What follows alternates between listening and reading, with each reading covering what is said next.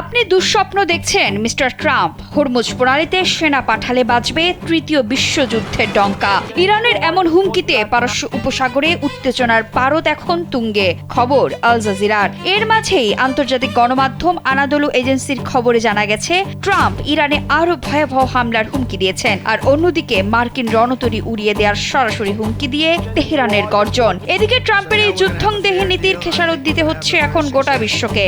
আকাশচুম্বী তেলের দাম আর অভ্যন্তরীণ রাজনীতির আগুনে জ্বলছে খোদ আমেরিকাও। বিশ্বের অন্যতম গুরুত্বপূর্ণ জ্বালানি পরিবহন পথ হরমুজ প্রণালীর একচ্ছত্র নিয়ন্ত্রণ কার হাতে থাকবে তা নিয়ে এবার মুখোমুখি অবস্থানে দাঁড়িয়েছে যুক্তরাষ্ট্র ও ইরান।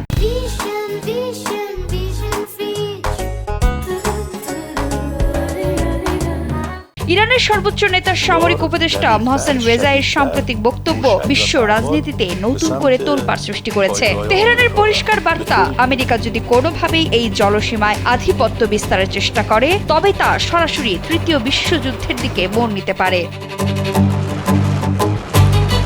ওয়াশিংটনের পরিকল্পনা হলো হরমুজ প্রণালীর ব্যবস্থাপনা নিজেদের হাতে নেওয়া এবং ইরানের সমৃদ্ধ তেল ও গ্যাস সম্পদের উপর নিয়ন্ত্রণ প্রতিষ্ঠা করা। কিন্তু রেজাই চরম হুঁশিয়ারি দিয়ে বলেছেন, যুক্তরাষ্ট্র যদি মার্কিন বিমানবাহী রণতরী কিংবা সেনা পাঠায় তবে আমরা তা ধ্বংস করে দেব।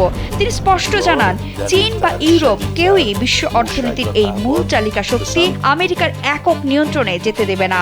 ওমানের মাধ্যমে একটি সাময়িক নৌপথ তৈরির আলোচনা চললেও মার্কিন অবরোধ ও বৈরী আচরণ বহাল থাকা পর্যন্ত এই পথ বন্ধ রাখার ঘোষণা দিয়েছে তেহরান। পাল্টা পদক্ষেপ হিসেবে যুক্তরাষ্ট্র ও ইসরায়েলের গুরুত্বপূর্ণ জ্বালানি স্থাপনায় ধ্বংসাত্মক হামলার হুমকিও দিয়ে রেখেছে তারা।